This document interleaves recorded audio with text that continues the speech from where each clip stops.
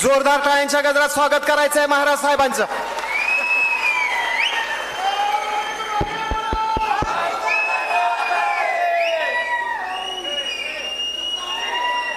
जरा ऐकून घ्या बघू. हा कार्यक्रम आपण घेतला होता तुमचं म्हणणं ऐकण्यासाठी घेतलेलं होतं. याचं कारण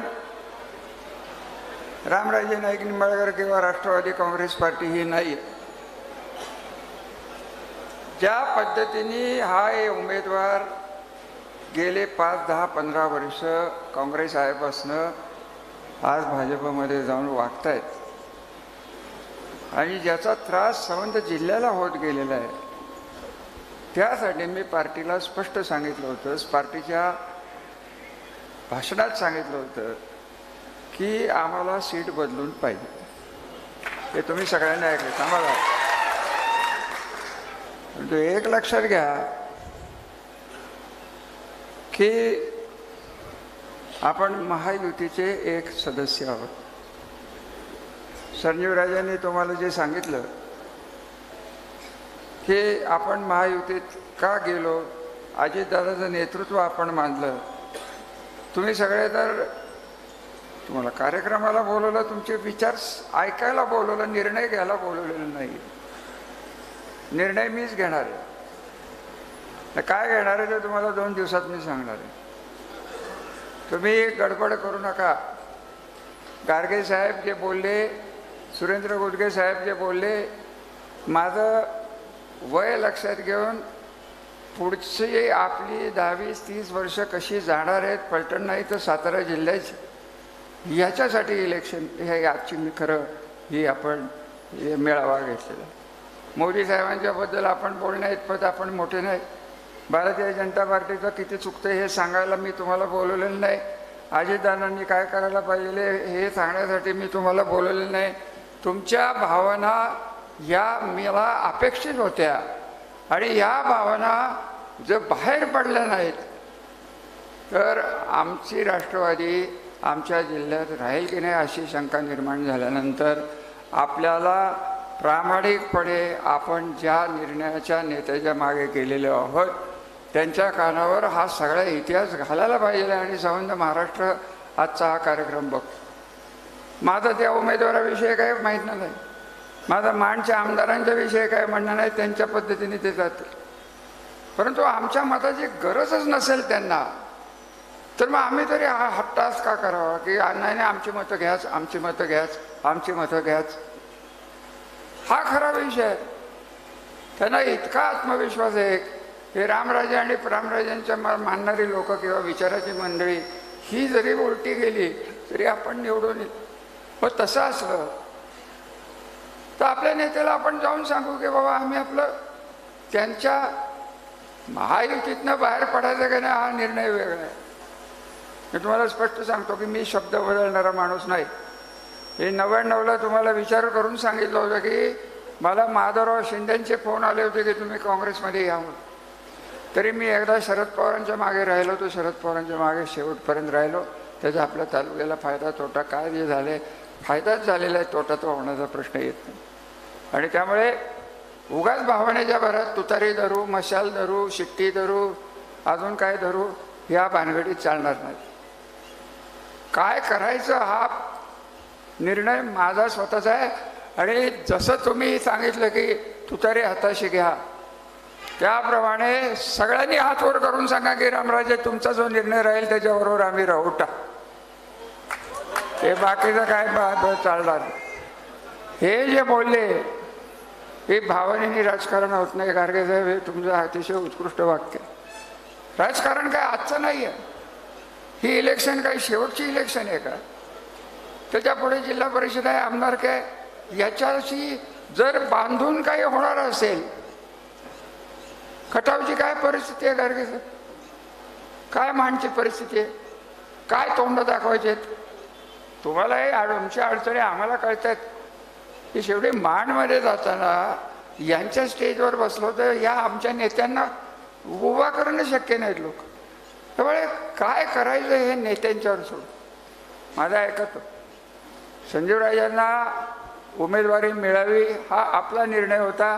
आपण पार्टीच्या स्टेजवर हा मांडलेला होता. तर दुर्दैवाने दिल्लीतनं काय त्यांची गोष्ट काय असतील ती होईल. कोण दिल्लीच्या इकडं, आम्ही दिल्ली बघतही नाही. आम्हाला अमित शाह साहेब माहीत नाहीत. ते गृहमंत्री आहेत, मोठे संघटक आहेत, एवढं आम्ही आपल्या पेपरमध्ये आणि चॅनलमधनं बघत असतो. आम्ही लहान माणसं, आमच्या महत्त्वाकांक्षा लहान आहेत. आमचा जिल्हा नीट राहावा, जनता सुखी राहावी, चांगल्या हाताच्या हाताची सत्ता जावी, सुडाचं राजकारण करू नये. मला गेल्या 2.5 वर्षात नाही, 15 वर्षात नाही, 99 सालपासनं 96 सालपासनं चिमणरावचा गट, हनुमंतरावचा गट, अजून कोणाकोणाचा भोईटे साहेबांचा गट, हे सगळे गट असताना एकाही कार्यकर्त्याला विरोधक असला, अगदी हिंदूराव नाईक निंबाळकरांचा गट, सत्तेचा माज आपल्याला कधी आला होता? कोणाला पोलीस चौकी दाखवली होती त्यांच्या? आणि ह्यांनी नेमकं उलटं करायचं. हे कुठंतरी जोपर्यंत थांबत नाही आहे. आणि हे थांबायची विनंती, खरं आपल्याला काय थांबवायला लागणार आहे की प्रशासन आज यांचं असं ऐकते की प्रशासन म्हणजे यांच्या दारातले नोकर आहेत असंही ऐकायला लागलेलं आहे. हे जर थांबलं तर आपल्याला भविष्य, आता आपल्याला भविष्य राहत नाही. साधी साधी कामं असतात. आता कोणाला जरी काहीतरी सांगायचं, वाळू, कुठं पोलीस, कुठं अमुक, आणि काय नाही तर शेवटी म्हणायचं बघ नाही ऐकलं तर तुझं आगाऊ नाही करेन. हे झालंय की नाही एवढं सांगा फक्त. हे ऐकतोय की नाही आपण तालुक्यात? मला काय त्यांच्या वादात पडायचं नाही, मला काही घेणं देणं नाही त्याच्याशी. त्या माणसाने त्यांच्याविषयी, स्वतःविषयी स्वतःची वागणूक बदलण्याचा शब्द द्यावा की आम्ही सुडाचं राजकारण करणार नाही, आम्ही कार्यकर्त्याला हात लावणार नाही, आम्ही कार्यकर्त्याला दम भरणार नाही, कार्यकर्त्याला लोकशाहीत असलेल्या मर्यादा पाळायला व्हॉट्सअपवर असेल नाहीतर अजून कुठं असेल मनमोकळेपणाने काम करायला आम्ही संधी देऊ. हे का बोलत? आज इतके दिवस झाले नाव डिक्लेअर होऊन साधा फोन नाही, गरजच नाही त्यांना. आणि तुमचे आमदार असं काय बोलत असतात, माने साहेब, आपलं देसाई साहेब, हे समजा जिल्हाच त्यांचा आहे. मग चला इथनं उठू, बोराटवाडीलाच जाऊन त्यांनाच म्हणू बाबा राम राम, नमस्कार, आपले आभार, शुभेच्छा द्या, त्यांनाच विचारू. एवढा मोठा माणूस जर बोराटवाडीला राहत असेल तर आपल्याला काय दुसऱ्याचे नेतृत्व काय करायचे आहेत? काय करायचे आहेत मोदी साहेब, काय करायचे आहेत अमित शहा, काय करायचे आहेत देवेंद्र साहेब? यांनाच मुख्यमंत्री करून टाकावं, हे विषय संपून जात. केवढा मोठा माणूस आहे हो, राजकीय तत्त्वज्ञान किती मोठं आहे त्यांचं, वागणं किती मोठं आहे त्यांचं. आणि ह्या माणसांनीच्या हाताचा हा जिल्हा गेला, आपल्या तालुक्याचा तर बसच होणार आहे. आणि जोपर्यंत आत्ता जे उमेदवार स्वतःच्या बुद्धीने आणि हा माझा तालुका आहे असं जोपर्यंत वागत नाही आहेत, त्यांच्या सल्ल्याने सगळे या तालुक्याचं जर चालणार असेल तर आमची त्यांची काय खाजगी भांडणं आहेत, राजकीय भांडणं आहेत. माण तालुक्यात काय चालतं तुम्हाला कल्पना नाही. आम्ही लोक आहे म्हणून तुमच्यापर्यंत ते सगळं पोचत नाही, परंतु काही लोकांना कसं सहन करायला लागलेलं आहे याची जाणीव तुम्हाला मला आहे. त्यामुळे स्पष्ट माझे आदेश आहेत की कोणीही जास्त 4 दिवस 8 दिवस थांबा, अजूनही वेळ आहे. 7 तारखेपर्यंत फॉर्म भरायचे आहेत. आपली भूमिका मी सांगणार आहे की उमेदवार बदला, संजीवराजांना द्या, नाही तर अजून कोणालाही द्या. आमचं काय म्हणणं नाही की आमच्याच घरात पाहिजे, माझं म्हणणं नाही आहेत. हा उमेदवार नको, किंवा उमेदवाराने आम्हाला कन्व्हिन्स करावं की माझ्या हातनं जर चुकलं असेल, आम्हाला विश्वास द्यावा, माझं जर चुकलं असेल तर मी माफी करतो, परंतु याच्या पुढे मी वागणार नाही. ते राहिलं बाजूला, यांचंच चालू आहे.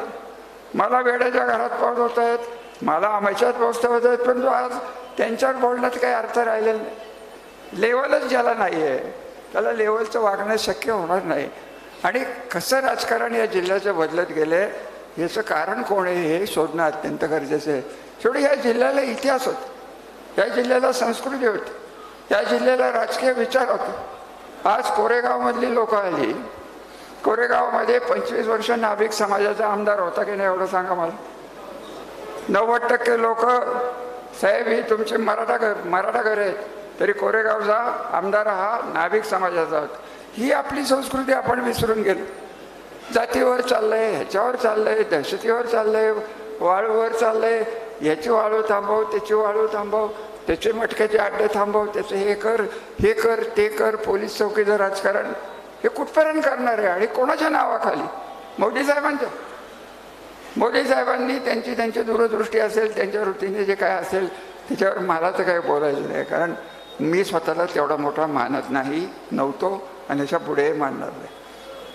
हे जे सांगतायत भारतीय जनता पार्टी ही यांनी कधी जॉईन केली हो? काँग्रेसचे अध्यक्ष होते, 15 दिवस टिकले आणि 16व्या दिवशी तिकडे गेले. अरे हे असं राजकारण जर भारतीय जनता पार्टीला चालणार असेल तर आपण काय करू शकतो? आपलं घेणं देणं अजितदादांशी आहे. देवेंद्र फडणवीसांचे माझे अतिशय उत्कृष्ट संबंध आहेत. मी त्यांना सांगितलं होतं की साहेब हे असं होणार आहे, हा जो उफाळून आलेला मतप्रवाह आहे हा काही फलटणपुरता मर्यादित राहील असं मला वाटत नाही, हे मी त्यांना प्रामाणिकपणे सांगितलं. मला म्हणाला की रामराजे युती धर्म आहे. अजितदादाही म्हणलं की रामराजे कार्यकर्त्यांशी बोलून बघा, त्यांना शांत करा. तर माझ्या डोक्यात एक विचार आलेला आहे आणि हे फायनल आहे याचं, की आपण जे बोललेलं आहे हे नेत्यापर्यंत मीडियाने ऑलरेडी पोचवलेलं आहे. दुसरी गोष्ट, आज फक्त फलटणचा प्रश्न नाही आहे, खटावचा प्रश्न आहे, माणचा प्रश्न आहे. ठराविक लोक घेऊन आपलं काय म्हणणं आहे हे फक्त अजितदादांना आपण बोलून दाखवायचं की बाबा हे असं असे. तरी जर त्यांना भारतीय जनता पार्टीला उमेदवार ठेवायचाच असेल तर आम्ही मतदान कमी झालं तर आम्ही जबाबदार राहणार नाही, हे स्पष्ट सांगून येऊ. आणि मग काय करायचं ते करा. शेवटी 542 खासदार आहेत. एका दुसऱ्या खासदाराचं दिल्लीला काय पडलंय हो? यांना वाटतं की आपण फार मोठे खासदार आहे, काय करायचं 542? बरं यांच्याबद्दल किती बोलावं ह्यालाच मर्यादा आहेत. आणि कंटाळा आला मला बोलून यांच्याविषयी. बारामतीचा कुठेतरी विषय काढला, पाण्याचा विषय काढला, नीरा देवगरचा कार्यक्रम झाला. अहो नीरा देवगर रात्री 3-3 पर्यंत पुनर्वसनाच्या बैठका घेतल्या म्हणून नीरा देवगर झाला आणि 66 किलोमीटरपर्यंत खंडाळ्यात पाणी आलं. हे सगळं केलं. 14 साली काही तांत्रिक कारणामुळे या कालव्याच्या दुरुस्त्या पुढच्या 66 किलोमीटर ते फलटण आणि माळशिरसच्या ह्या टेंडर निघू शकले नाहीत. हे कोणाची चूक? तांत्रिक बाबीत अडकलेला हा मुद्दा. हेही सत्तेत होते, त्यांचे पक्ष सत्तेत होते, त्यांचे नेते सत्तेत होते. काँग्रेस आहे नव्हतं, पृथ्वीराज चव्हाण साहेब नव्हते, त्यांनी आणायचं होतं पाणी. कोणी जीआ कटापूरला विरोध केला. जीआ कटापूरची प्रशासकीय मान्यता कृष्णा महामंडळ झाली नसता तर होऊच शकत नव्हती. उरमोडी झाली नसती, तारळी झालं नसतं, अशक्य होते. पैसेच नव्हते आणि कुठनं काय करणार होतं. बरं बोलायलाही मर्यादा असतात, लेवललाही मर्यादा असतात, परंतु सगळं मीच केलं आहे ही जर भावना यांची होत असेल. 4.5 वर्षे सद्गृहस्थ कुठं होते? आता मला तुम्ही स्पष्ट सांगा की पालखी मार्ग काय हा फक्त माढा मतदारसंघासाठी आहे का? पंढरपूरला चालू होतो आणि जातोय कुठं? आळंदीला. आणि ते सगळे पैसे मी आणले, यांनी आणले. बरं यांनी आणले तर आणले, निदान नीट तरी घ्या. जाहिरातबाजी शिवाय ज्या गृहस्थाला लोकांच्या विषयी प्रेम नाही, माणुसकी नाही, अशांच्या बरोबर राजकारण करणं माझ्या दृष्टीने अयोग्य आहे. हे ठाम प्रवाड्यांनी सांग. कारण मी त्यांना स्पष्ट सांगणार आहे. मला जर बोललं, परवाच्या मीटिंगमध्ये कोण बोलत होते हे एक उमेदवार एक शब्द बोलले नाहीत. जे कोण बोलत होते ते मानचे आमदार बोलत होते आणि विषय राहिला बाजूला. तुम्ही काय केलं, मी काय केलं, अमुक काय केलं, तमुक काय केलं, ह्याच्यावरच त्यांचं चालू झालं. आणि बोलायलाही पद्धत असते की 2 उपमुख्यमंत्री समोर बसलेत, कुठल्या लेवलनी. आम्हालाच शेवटी कंटाळा आला. मलाच म्हटलं, संजयभाऊनं म्हटलं चला आता उठा, हे काय थांबणारं काम नाही, हे असंच चालू राहील. 1 तास आमची सभा झाली, आमची मिटिंग झाली, तरी पर्याय मला एकच सुचला की तुमच्याशी बोलून मी कळवीन. योग्य रीतीने आमचं शिष्टमंडळ 1-4 दिवसात तिथं जाईल आणि मग निर्णय तुम्हाला कळवण्यात येईल. याच्या पुढे कुठलीही मिटिंग होणार नाही. आपण ज्या पद्धतीने वागत आलेलो आहोत गेली 30 वर्ष, की पाण्यासाठी झिजलेला माणूस आहे मी. तुम्हाला जर त्याची किंमत नसली तर मला माझी किंमत आहे. 30 वर्ष तुमच्यासाठी दिलेली आहेत. संसार बघितला नाही, मुलं बघितलेले आहेत, बायको बघितले नाही, या सगळ्या गोष्टी सोडून हे सगळं राजकारण केले. हे केवळ पाण्यासाठी आणि दुष्काळी भागासाठी केलेलं राजकारण हे जर वाया घालवायचं असेल तर तुमच्यासारखे दुर्दैवी कोण नाही. आपापसातले भांडणं ही मिटवा. हा संबंध जिल्ह्याच्या भविष्याचा प्रश्न तयार झालेला आहे. हा काय माडातल्या 2.5 तालुक्यांचा प्रश्न किंवा 2.5 मतदारसंघाचा प्रश्न नाही. नको त्या माणसाच्या हाताचा जिल्हा गेला तर 11 तालुक्यांचं वाटोळं करते. एवढं बाकी मी तुम्हाला निश्चित सांगतो. त्यामुळे नको त्या माणसाला नको. आपली संस्कृती जिल्ह्याची वेगळी आहे. आपल्याला वेगळे विचार द्यायचे आहेत. तरुण पिढीला वेगळे विचार द्यायचे आहेत. ही भावना आपण ठेवायला पाहिजे. आणि आपली परवानगी असेल तर सगळ्यांनी परत एकदा उभा राहून हात वर करा आणि अजितदादांच्याकडे तुम्हाला मला जायला शिष्टमंडळाची परवानगी द्या. एवढं बाकी. धन्यवाद. जय हिंद. जय महाराष्ट्र. लोकशाही मराठी ऐका, पहा, जागरूक रहा.